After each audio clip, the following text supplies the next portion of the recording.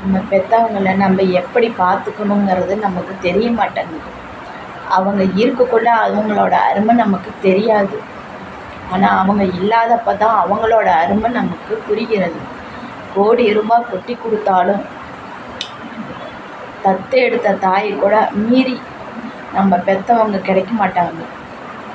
எவ்வளோ பணம் கொட்டினாலும் பெற்ற தாய் மாதிரி வராது.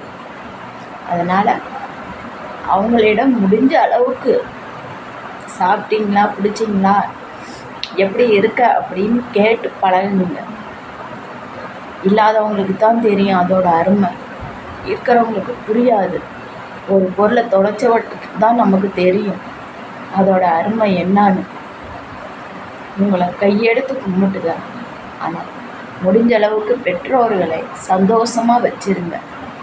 அவங்களோட ஆசீர்வாதம் நமக்கு இருந்தாவே கோடி தெய்வங்கள் நமக்கு ஆசீர்வாதம் பண்ண மாதிரி